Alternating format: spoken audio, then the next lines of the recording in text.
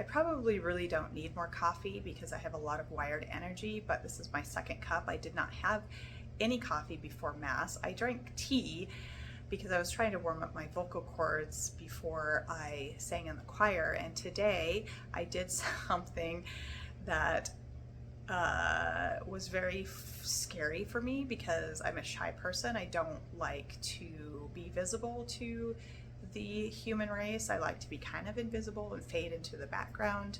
Um, that's the preferable way. You know, writers are like that, or at least the old breed of writers were like that.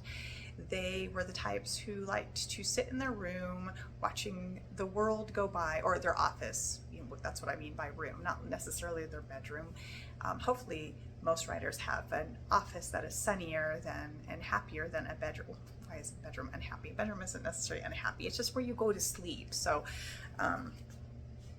it's not conducive to accomplishing much. But if you're in a sunny office, you can watch the world go by and you can write about it instead of engaging with it, which is not always good for the soul, but it is that comfort place for people who like to sit behind a typewriter in the old days, or I guess a slate if you're going back really far, or sitting in front of my laptop or my phone, where I do a lot of my writing on my phone.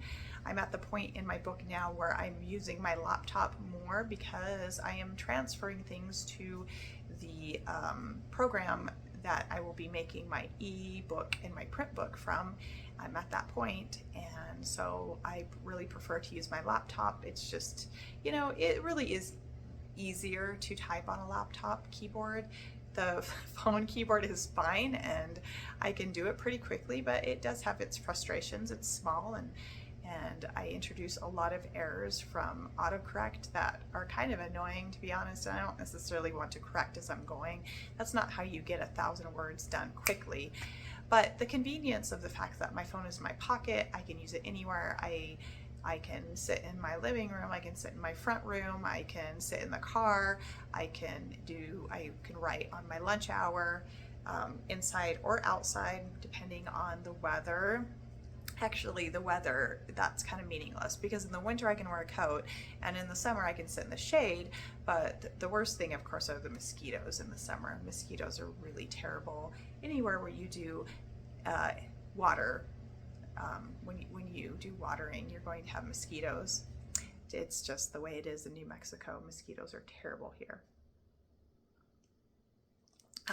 See, the coffee does taste good. It has Starbucks coffee. So that's another slight against all coffee snobs who are like, Starbucks coffee is terrible, they burn their beans. Well, no, actually they have a range of beans from very blonde roast to very dark roast. So blonde roasts are not over roasted. Obviously that's why they're blonde. Yeah, you mean you don't just get blonde when you burn your beans. When you roast dark beans, then I mean, yeah, I guess you could burn them, but there are various shades. Like Italian is one of the most roasted, roasty toasty beans, and they do taste a little burnt anywhere. Like if you get an Italian roast anywhere, they're very dark and oily. And it's not my favorite. I do like dark roasts, but I like them to be a little more flavorful and a little less of that burnt taste that people accuse Starbucks of doing to all their beans. I'm not really sure why, but I just think it's probably ignorance as to the range of bean offerings. Now that was a digression on coffee, and you didn't really need that. So getting back to being a cantor at Mass, it was really outside of my comfort zone, but I did it because our regular cantor was not there, and I decided to step up. I really felt like God is pushing me to get out of my comfort zone in many different areas of my life. One of them is making these videos. I mean, I'm not saying that the content is necessarily God approved, but I think that He does want me to do things like this that get me out of my comfort zone and force me to not be completely invisible. Yeah, the days of writers hiding away anyway, those are gone. Publishing companies used to allow that, and they would do a lot of marketing, and they just wanted their writers to write. And the more they wrote, the better, especially when you go back to the days of Pulp Fiction. They would crank out novels. They were short books, and then they were printed on that pulpy fiber that was cheap, and they just cranked them out. And I think that publishing companies used to like that, because the more authors have time to crank books out, the more money the publishing companies can make.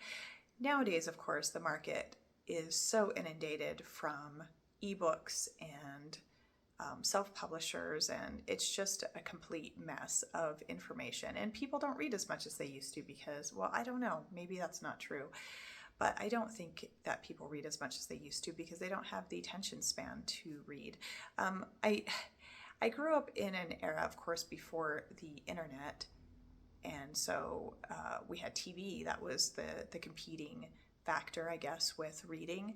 And it seemed like bookworms, people who like to spend a fair amount of time reading, were still few and far between. So maybe that's false, that there are fewer people who read now, but I'd have to actually look up statistics. I have no numbers to give you. I could make them up. People make up statistics all the time. And then you either believe them or disbelieve them, or you go out to prove them wrong. But I'm not going to do that. I'm not going to make up any statistics for you. I don't know. But yeah, we are competing with a lot of short attention spans and the sort of TikTok mentality where everything happens in a flash. I don't get TikTok. I did start an account because I am supposed to be making my book talks or whatever, and it just is overwhelmingly stupid to me because I can't even really find my way there. There's like one video after another, and it's just like they pop up, and I feel so like decentered or something. Like there's no, I feel like the ground is being pulled out from beneath me when I'm on TikTok, if that's a good way to put it. I don't know. Anyway, yeah, I suppose that's probably not the best thing to produce readers, to have all this fast, like ultra fast media, like flashing past their brains. And I don't know. But like I said, I don't really know what the statistics are, whether we have fewer readers than we did before. But I do know that the market itself is inundated because it's so much easier for people to self-publish. It used to be that people would, self-published authors would have to put a fair amount of their own money in for printing and printing costs, and then they'd have to find a way to sell them. Now, of course, we have Amazon, and they do the POD printing, which prints, when somebody orders a book. And so the author really, the money they're putting into it is, well, it's just how much they want to, because they can make their own book cover, they can do their own editing, and some people are quite capable of doing both. They're artistic and they have good editing skills. It's not always recommended. I don't have any visual artistic skills at all. Like, I can pick out a good design maybe, but actually trying to produce it is something else altogether, which is of course why I had somebody else do every single one of my book covers. And some of them were the design was my idea, like with the Miniverse, and actually I think they were all loosely my ideas. How the artist put them together, that was what they made of my ideas was something always a little bit different. And I kind of love what my last book cover artist did with my ideas, where I did want something like a church or a bell tower in the background. And then initially we discussed having like a butterfly flying out, but then when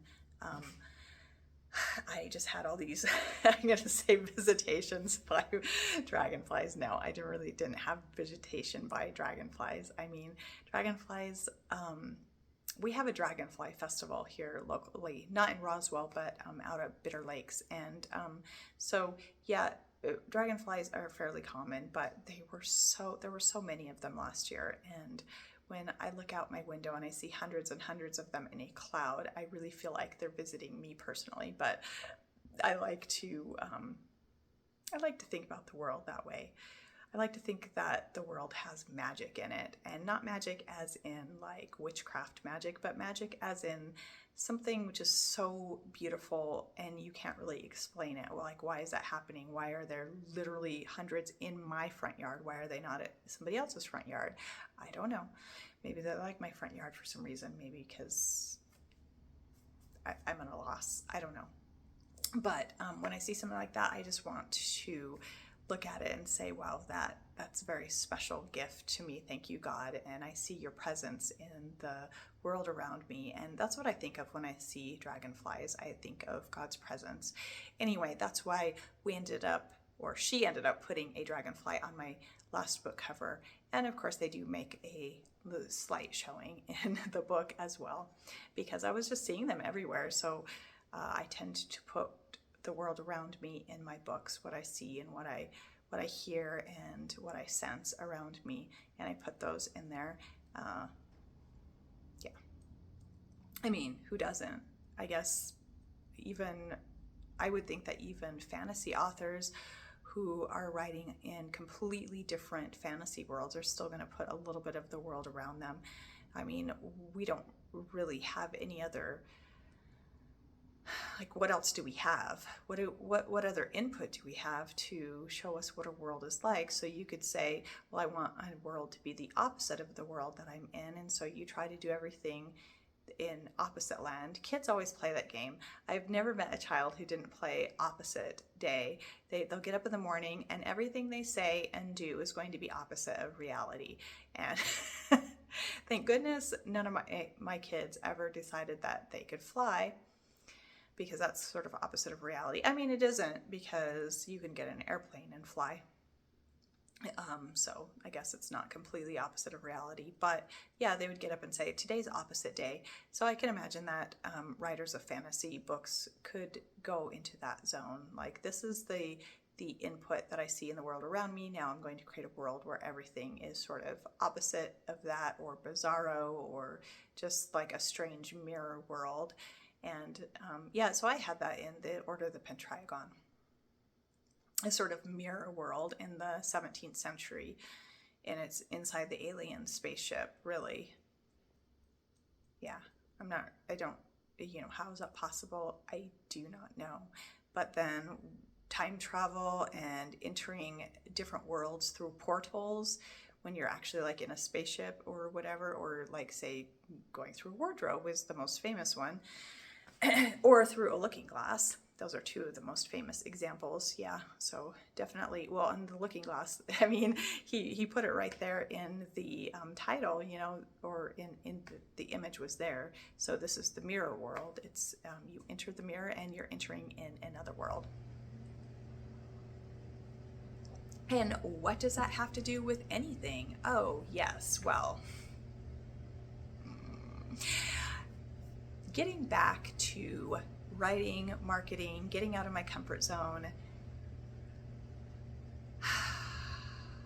making myself vulnerable, singing in front of people by myself, this is just not what I like to do. And yeah, I really wish that the world could be like it was before, where authors could be supported by publishing companies and they could just crank out books and never be bothered by the outside world.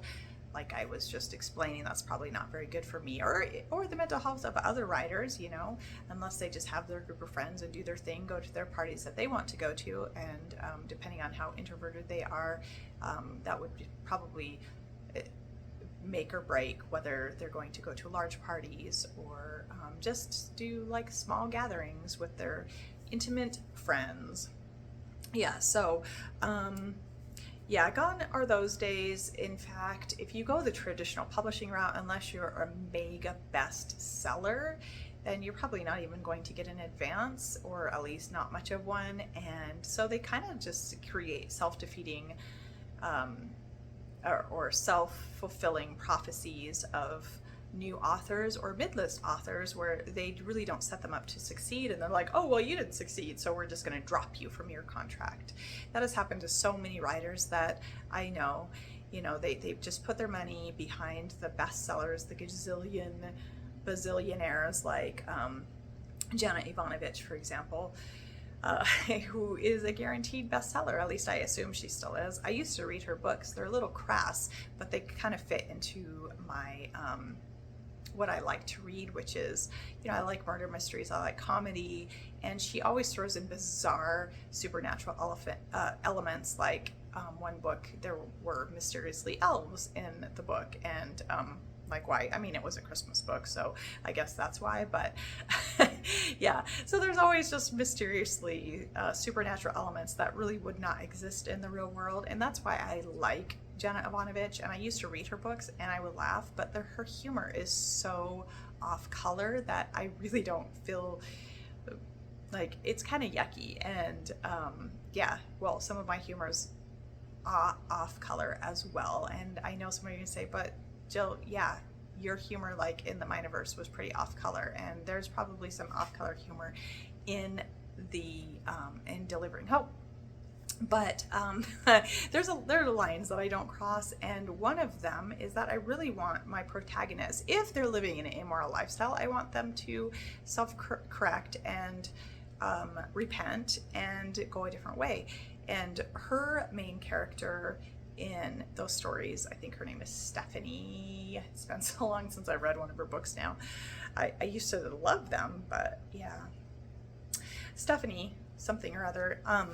So she really doesn't have much of a moral compass, and there's like this love triangle going where she's got the really hot cop that's in love with her, and then the really hot like Batman detective character is also interested in her. And it's just, yeah, I mean, it's like a fantasy, definitely a fantasy world, because she's supposed to be like the average every girl next door, which of course that doesn't usually happen to the average every girl next door, I guess, unless she gets involved with detectives and cops. So, and I guess that could happen. I don't know.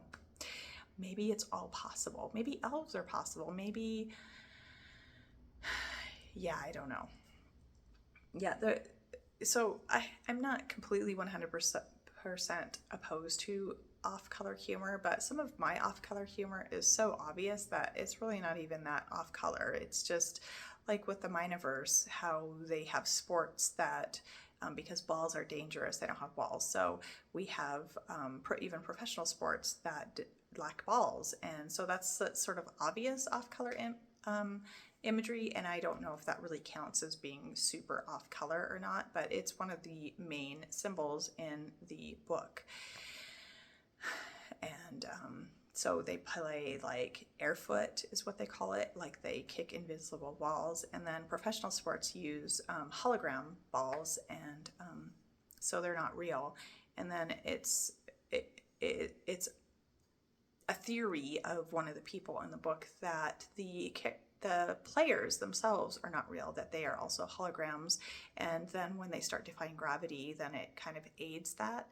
But, you can do that. You can take something real and then add onto it. So you could make a professional footballer, kick the ball and then defy gravity by like doing a spin, a leap and a spin, like Pele. That's what I'm trying to think of. He did these amazing things, but let's add 7 feet of height onto it. And yeah, you could use technology to create that. And so that's kind of the book is sort of kind of near future. That's what it's based off of, like a near future dystopia. That's really not. I mean, it's really like our world today. So that's why I say it's near future. And in some ways, we are living in a dystopian reality.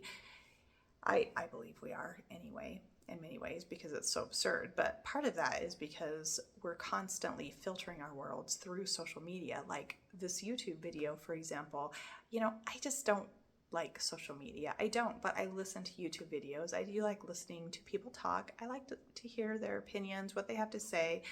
And I especially like apologetics, and I'm not really into politics too much, but you know, most of the Catholic YouTubers I listen to also delve into some politics as well.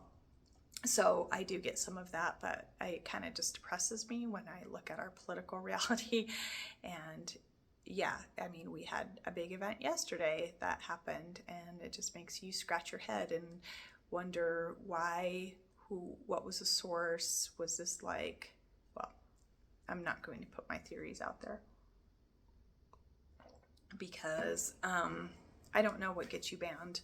I mean, I don't really have much of an audience, so if that makes a difference, then maybe I can say what I want and then never get banned. But I don't think that's true. I think that the bots will pick out videos that say things that will flag you, regardless of whether you have a big audience or not. I mean, I believe that to be true. Anyway. So that was a very, very, very long intro into what I really wanted to talk about. Yeah, I just had to talk about that because I still feel, I actually feel like everything coming down now, but like yesterday was a very busy day, and there was some, some negativity this weekend that occurred, and I'm not going to go into my personal life too much, but so it's been kind of a bit of a crazy weekend, but I was busy all day and I was wired and I was energetic, and I don't really sleep a lot when I get wired and energetic, and that, like, I sleep best if I sit around and do nothing all day. I know that's terrible, and I don't like to do that because I'm the Energizer Bunny most of the time, but I have to have that time off sometimes, and that helps to perpetuate sleep, which is nice. But so I had all this wired energy, which carried me through doing this cantering, and I probably sounded super nervous while I was doing it, but I did it. I did it, and I got it over with, and I feel this sense of relief and gratefulness. Thank you to God for that opportunity to sing in church and to get out of my comfort zone. And maybe I'll do it again someday when our cantor is gone, and hopefully sooner rather than later, because if a lot of time lapses, then I'll just fall back into this, like, that comfort zone again, and then it'll be like starting all over again. But you kind of have to keep it going, keep that uncomfortable energy moving forward. Yes. So I had brought up watching a video in last week's video, and I put a link to it in the description box, and I'll do the same thing. So somebody, a Protestant who is obviously anti-Catholic, but this particular Protestant is just anti-institutionalized church services. And because I have clicked on his videos, now I see them all the time in my feed. That's the way the algorithm works. And so I find myself listening to this guy. And I have been in home church situations, and I don't really enjoy them because I talked about this last week, that you're in a smaller social circle, and you're in a smaller social circle of kind of different people. And when you get these kind of different people, they get really judgmental in their thinking because they're different from other people. They have a better way, they have a better interpretation. They, just for whatever reason, you get a lot of really, sometimes just crazy people, sometimes just people who they just have their own ideas, and they're pretty relaxed about the other ideas, that other people have, and they're okay with that. But you get a lot of that judgmental nature in these groups, and I don't really like that. This guy, he doesn't really seem like that to me. But anyway, he had made a link to a video about how the Bible came to be, and it was really just a lot of Protestant propaganda. I listened to about half of it when I was cleaning the house, and I watched some of it, here and there, but mostly I listened. And there was all this dramatic music, da da da da, this is what the Catholic Church did, ba da da da. And of course, this is emotional manipulation, and I guess it works on some people. There is only a certain type of emotional manipulation which would work on me. I'm not really susceptible to that as much as other people, but there is a type. I'm probably not going to tell you what that is, because who wants to own up to how they could be manipulated? Not really. But like, reenactments and dramatic music just doesn't really do it for me. So the video was a little lost on me. But I would really like, I don't have a program at this point since I do everything on my phone. And I just do things for free here on YouTube. I don't have a program where I can do reaction videos to other videos. So I can't pull up like sections of the video and then respond to them. But I mean, there was nothing like really particularly new in this, at least the part that I heard. I probably listened to about a half or 3/4 of it before I just got bored and I went and started looking for other things to listen to, because if I'm cleaning and I'm going to be spending hours cleaning, then I want something that's going to engage me. So, because otherwise cleaning is kind of boring.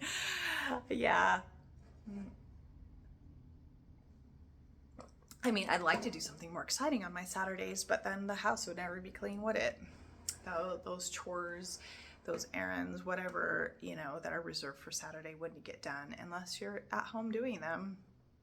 Even though I'd love to live a more exciting life, I just can't see how I would be able to do all of that on weekdays, considering that I'm also writing books and playing the accordion after work, and I have too many hobbies. Let's just be honest with you.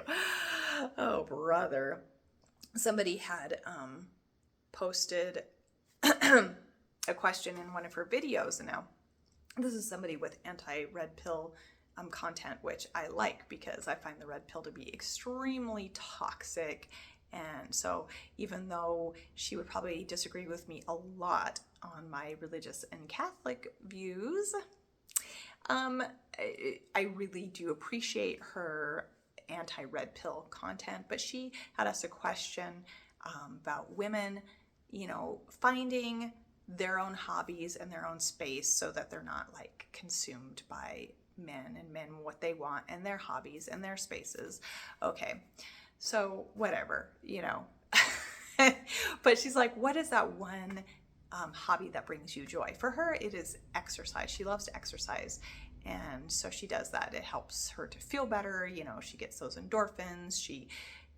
It really does clear the head. And I was thinking, well, which one would I choose? Which hobby would I choose? Would it be writing books? Really, I always meant to be a career, so I don't really view it as a hobby as much, even though it is, because I don't make money off of it, or I don't make enough. I mean, it's not like I've never made money.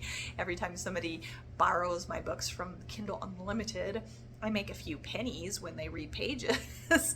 And it really does come down to pennies when people borrow from Kindle Unlimited. And I don't have to sign up for that. It's just that if I want people to borrow my book and read it, then I'm going to be on Kindle Unlimited. And that's actually what I have made the most money off of on this last book, is that I'm not really selling books, but there's usually almost always somebody reading it. And you can tell, because that's how you make money. So you can see how many Kindle Unlimited pages were read, and so you can see that people are reading it.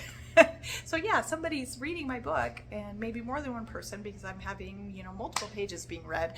But yeah, I'd prefer if people were to actually buy it, because I make more money off of that. With the ebook or the print book, I make more money.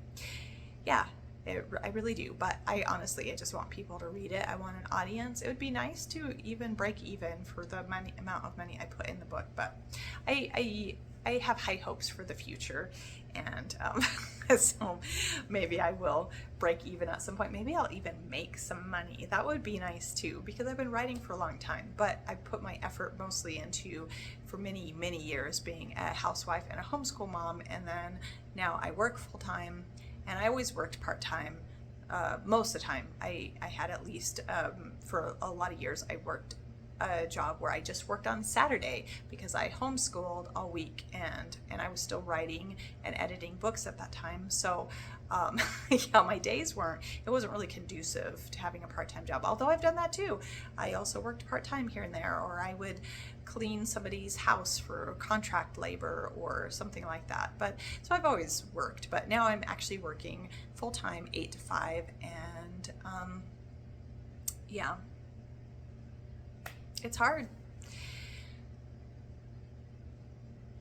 Anyway, so what would my main hobby be? Probably the accordion, because I try to put an hour in a day, And I really feel like the music that I decided that I wanted to learn to play, well, I mean, it's just because it's the music that I like, is very difficult. Because somebody was saying, so you play your accordion for an hour a day? I said, yeah, I mean, in optimally, if everything goes well during the week, I play for 7 hours a week. And that, no, that's not how much professional musicians play. They usually play for several hours a day, but I don't have any hopes of being that, and I don't really have the musicianship or the, yeah, you got to have some talent and maybe some direction besides self-taught. I don't know what you got to have be a professional musician, but I don't have it internally. I just play for fun, so that's why I say it's my hobby. But somebody's saying, well, gosh, you must be pretty good.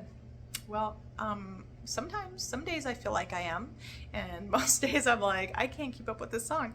And I try and I try and I try. And, you know, they just play too dang fast. And so I gotta fit so many notes. Like, for example, one song that I was listening, or I was playing the other day, has 120 beat to it.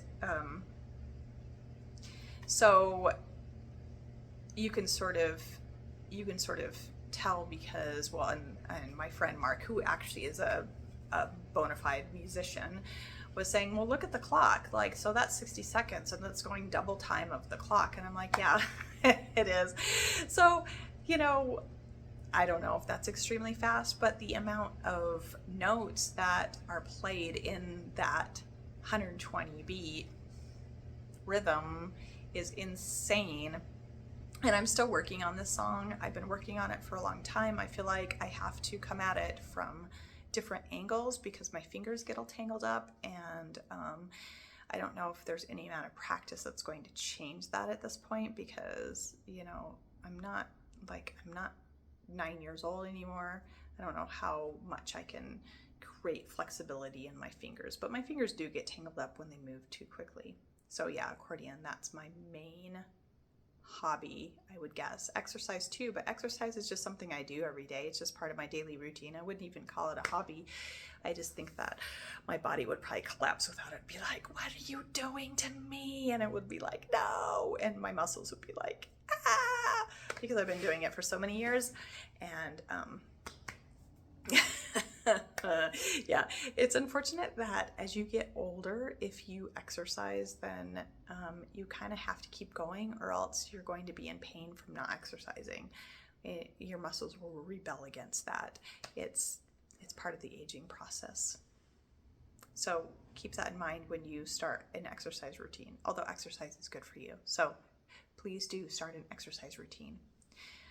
I haven't even gotten to the main purpose of this, and I was just going to respond to one part of that video, and it's something that Protestants will bring up, and I wonder if they really know what they're talking about, and that is how awful and evil the Catholic Church was for harming real Bible-believing Christians. Okay, so for number one, we're assuming that Catholics are not Bible-believing Christians, even though, yeah, we read the Bible, we read it at every Mass, and some of us, like me, read it every day. So, so that's one thing, that Catholics are somehow not Bible-believing Christians. And two, they tend to consider these weird cultic versions of, if you can even call them Christianity, because that's dubious whether they are or not. They tend to align themselves with these groups, and I don't even think they know what they believe. So one of them is the Albigensians, and the Albigensians were popular in southern France during the 12th and 13th centuries. But it was really a dualistic religion, kind of a neo-Manichaean religion, and that believed in a good God in heaven and an evil God here on earth. So very dualistic in its thinking. And they also had some other really weird beliefs, like because the God of this world is evil, and that's who rules this world, not the God above, who rules basically the entire universe, who is a good God. No, his evil counterpart rules this world. And I get it. I get that we have Satan is the god of the world, but he's not a god as in capital G God, because he's not equal. Like, you don't have an equal and opposite. The Bible makes that clear that they are not equal and opposite. So this dualistic religion, one of the highest things that you can do in this religion is to commit suicide so that you can go be with the good God in heaven. I mean, I'm taking a leap here because I haven't really extensively studied Albigensian religion, but I do know that they considered suicide to be a good thing, and they considered marriage to be a bad thing because sex was bad. And in fact, any really devoted sex was considered bad. So if you stayed true to a spouse, a husband or a wife, that was considered wrong. And so there was a lot of immorality amongst these people because they actually believed that it was better to have a mistress or a concubine, and to just, it was an excuse to have illicit sex whenever they wanted to and not get married. And it was a good thing to leave your spouse because marriage was bad and creating earthly offspring was bad. So I just really don't understand how these people were considered Bible-believing Christians, and I'm not sure why Protestants align with them against the Catholic Church, because the Catholic Church really was, they were the protectors of the Bible. They, even after the fall of the Roman Empire, things were kind of dark for a while, but they restructured, regrouped, and they kept the Bible. And it was really hard to create Bible translations of languages all over the world after the Latin Vulgate was no longer the common tongue of the people. That is definitely true. It was difficult to do prior to the invention of the printing press.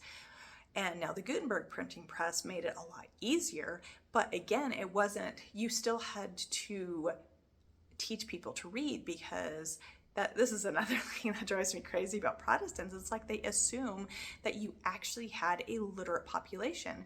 Now, if you did have a literate population, they probably were trained to read by Catholic monks or nuns, because that's who was especially after the fall of the Roman Empire, that's who was carrying forward culture and education and kind of resetting the culture and education.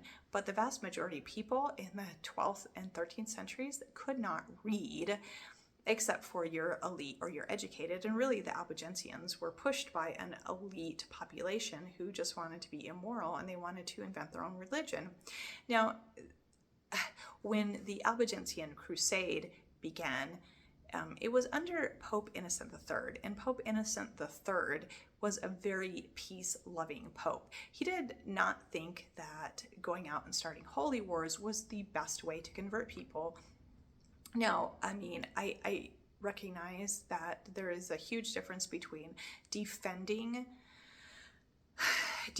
Christians against like Muslim invaders, for example, but actually going out and slaughtering people if they refuse to convert, this was not the way Pope Innocent III, this is not the way he operated. He felt like preaching and teaching the gospel and using peaceful means was the best way to convert people to the faith, to actually, preach the gospel. That's what he believed. And so he sent missionaries to this area of France where the Albigensian religion was gaining widespread popularity, because he wanted to bring people back to the true faith.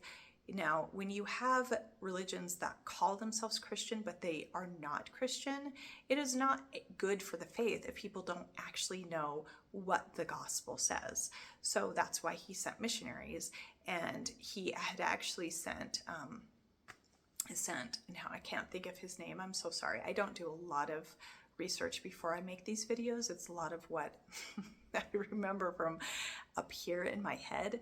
But he had sent his legate, who was basically a monk. So he had a priest and a monk, and I think he may have even made it to like archbishop status, but he was still basically a monk, and they murdered him. And that's what started the crusade. Now, it really got out of control because unfortunately there was this like push and pull between the popes, who did not want to necessarily, I mean, popes, some of them were worse than others, but they didn't necessarily want to be involved in the secular politics of their day. But a lot of times things just got out of control, and that's what happened. And there was a political war started that to wipe out the Albigensians, to get rid of the heresy, to get rid of the growing numbers of people who wanted to convert to this religion. But I mean, the religion itself was screwy. It wasn't Bible-believing Christians, unless you think that the Bible teaches that we need to get rid of our earthly spouses and go have sex with concubines because that's considered better. I don't think that Bible-believing Christians believe this. So every time Protestants bring up the Albigensians, the Albigensians were the Bible-believing Christians, and the Catholicism hated the Bible. No, the Catholics preserved the Bible. They did. And yes, they did translate it into other languages, and they did that long before, the Protestant Reformation happened, but it was a very laborious process. So it was not easy to translate languages and to handwrite before you had the movable printing press, the movable type printing press. Now, the printing press was improved later on in like the 17th century, I'm pretty sure. And so by the time you get to the mid-18th century, just because books became cheaper and cheaper to produce and they became more widely available to the population at large, by the time you get to the mid-18th century, around 85% of your like British and American population were literate. And that is about equal to our modern days. So it really takes a lot because you can foist education on a population, but if you have somebody who's just trying to keep their farm, their survivor farm going, there's gonna be like, what? I don't have time for this. I don't want to learn to read. My children can't spend time doing that. I need them on the farm. So it's really hard to convince them that this is something that they need to do. But when books become more widely available, when you have more literate people, it creates more literate people. So the more literate people you have, the more you have, because you have people teaching other people to read, and you have books that are widely available, and print too. You don't just have books, you have magazines and journals and all of that, newspapers, because of the ease of printing and the cheapness of it compared to in times past. So I don't know what kind of like crazy world Protestants live in, where they actually believe that people were literate, that books were easy to get, that they didn't have to be handwritten, or it did not take this huge long process to write and translate. They just wanted to believe that, Catholics didn't want anybody to have the Bible. That's just spurious. It's just not the reality.